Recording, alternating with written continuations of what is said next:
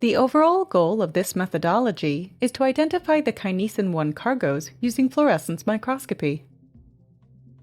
These methods help us answer key questions in the field of molecular motors, such as which cargos are being carried by kinesins and myosins.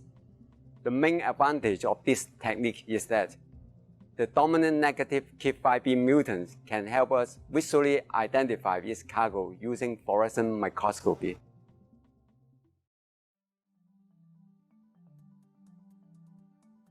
To begin, for live cell or indirect fluorescence imaging at 40x or below, seed 0.2 to 0.3 million HeLa cells in 1 milliliter of complete medium in each well of a 6-well plate.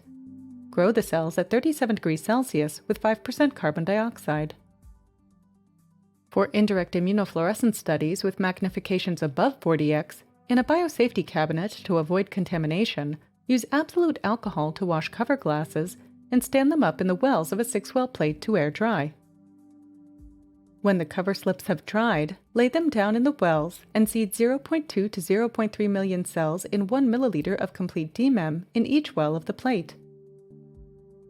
Culture the cells overnight.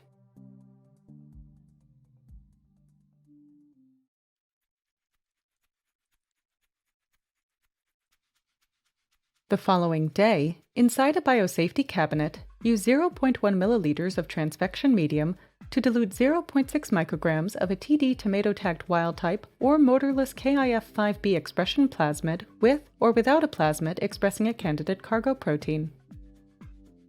In another 1.6 milliliter microcentrifuge tube, add 1.8 microliters of the